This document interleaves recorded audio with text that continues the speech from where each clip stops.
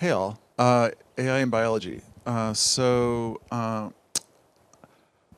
here to give a very sort of academic-ish description, and not too much sort of flowery, like, yes, we can do it if we all band together kind of thing. Just so, like, put on your science hats for a second.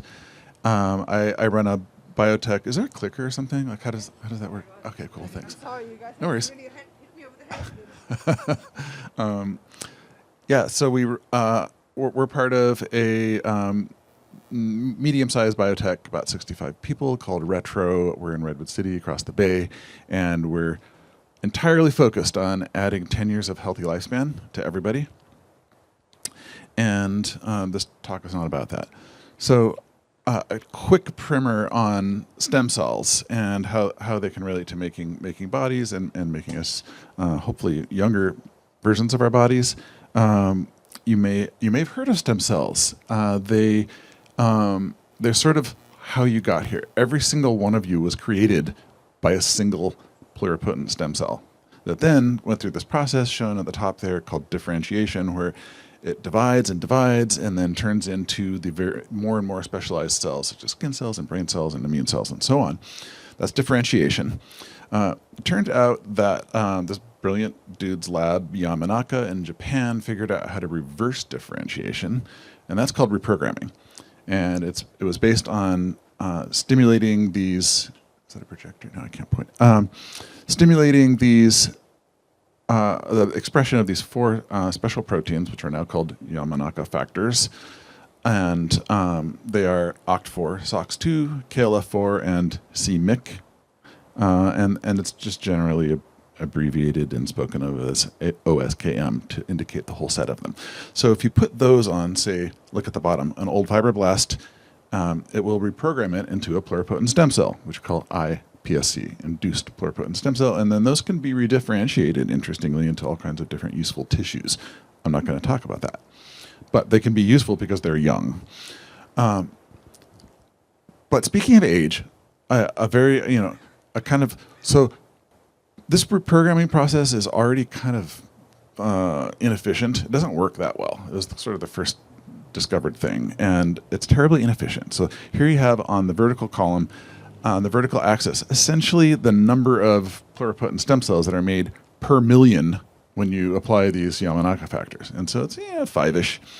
But then on the horizontal axis, you can see, based on the age of the cell that you're starting with to reprogram, and it's not pretty. It just gets worse and worse and worse with age. And it's like where I circled down in green on the right, you can see it goes kind of like 0 at 80, which should be a ripe young age, in my opinion.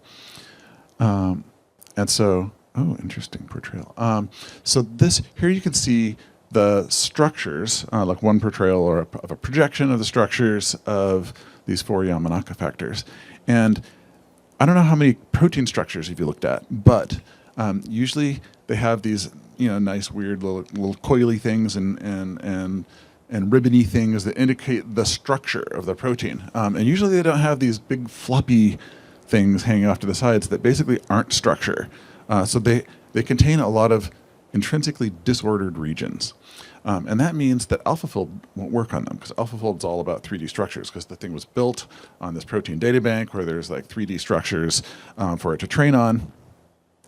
And we also couldn't use ESM because ESM is not steerable in the way that we wanted. We want to be able to make new Yamanaka factors. Actually, we built this model to allow us to make pretty much any kind of proteins we wanted, or to modify them. So OpenAI went out to the press because they were so excited about the results we got, and called it GPT-4B for bio. It's not available to the public, but it was based on GPT-4o micro, like a smaller, skinny down version of GPT-4, which we retrained. It was not fine-tuned. It was like literally retrained with mountains of proteomics data that we curated, and so it's a bio-native model. Some of the models these days are sort of image native too. Like they can actually think and process in images, but this one can do biology. So the way it works for us is that we have this model, and it spits out a bunch of different protein sequences, which We then clone into viruses and infect cells in a reprogramming experiment, which takes 10 to 14 days. We decided to put our time point at 10 days because we wanted to really stress the system and see if we could do better. And then we enriched that pool for things that are starting to express markers that look like iPSCs, and then sequenced the entire lot of them. And we can tell which succeeded and which failed because we can see the individual sequences coming out of the sequencer. And then this can operate in a nice virtuous sort of learning loop. So what happened from that? We were kind of expecting to have like a very long slog trying to get this thing working and maybe get something kind of useful at it, but pretty much as soon as it came up and stumbling, and we didn't train it just for molecular factors. It works for, so theoretically it should work for any proteins, but we're just very excited about reprogramming. So at the 10-day mark, you can see the reprogramming efficiency. So we also did this pilot, and we had a team of us trying our damnedest to come up with what we thought were the most clever possible like tweaks to Yamanaka factors by reading some of the papers out there about people who've been trying to engineer them for years. And so we made this whole slew of them manually and printed out a bunch of those too. That's pilot in green. So that's that's the best we could do. And then we took some of the hits out of our model and ran this reprogramming experiment, and they did a lot better. In fact, especially for the KLF Yamanaka factor, they did a lot better, and we have no idea why. We have no idea why because it was sort of like this AlphaFold moment where it's like, okay, you beat the Go Grandmaster. I mean, the AlphaGo moment, but nobody had any idea how. Interestingly, so the vertical axis there is how much of the sequence from the original Yamanaka factor was changed to form the new Yamanaka factor, and so it's a percentage of not same sequence. And I circled up in green there for like a bunch of the highly functional versions of KLF were up to 80% different from the starting ones. And it's like it's kind of that creepy feeling because it's like, okay, the model's now, I have 1 minute left. The model's now doing stuff that we would have no idea how to do. So it's got kind of getting that sort of like actual AI-ish feeling. This is just a visual representation. The standard Yamanaka factors are in the middle, and basically showing no iPSCs, and then it's just the dish is just blasted with them on the right hand side. So aging, just a quick touch on aging. DNA damage is a big part of that, and things that can ameliorate DNA damage could probably have a huge effect on aging, which is our mission. One way to measure them is these so-called gamma H2AX foci in the genome. Don't have time to describe why, but we tried out some of our Yamanaka factors on cells that have been stressed with things that cause DNA damage, and amazingly, they're hugely effective. It's known that reprogramming has a positive effect on these DNA damage proxies, and so that's OSKM in the green, and you can see some of our retro SOX2 variants on the right are like massively more effective. Why? But amazing, and we plan to pursue it. So. Thanks to all the teams. On the right, you can see John, Aaron, and Boris from the OpenAI side, and then the rest of our retro team, Maddie, Kevin, Jacqueline, Swati, Rico, Andre. The team really busted their butt for a long time to make this happen, and I'm grateful for it. So thanks for listening. I don't know if I have time for questions or not. Maybe I do. Oh, wow, okay.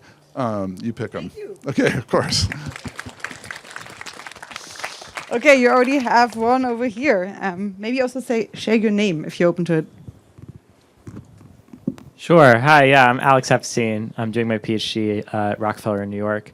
Thanks so much. I was wondering if these enhanced Yamanaka factors are actually better at making cells pluripotent. What does that mean for partial reprogramming?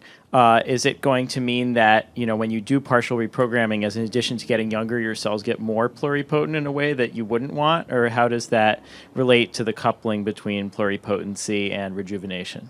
Yes, that's a great question. So we didn't specifically screen for that ratio per se.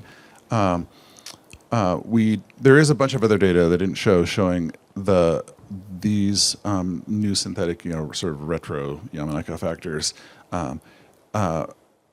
showing a higher proportion of much later stage markers that are indicative of actual legit iPSC status.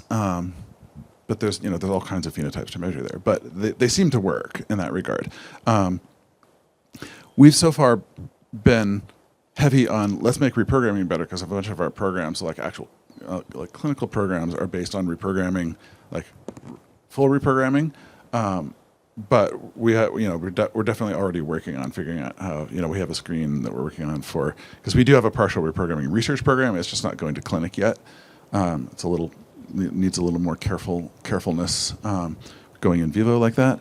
But yeah, it's a lovely question because it is part of how to make that whole dream of partial reprogramming as a source of probably multiple therapeutics for us come true. So thanks. Thank All you, right, that's Joe. it. Thanks a lot.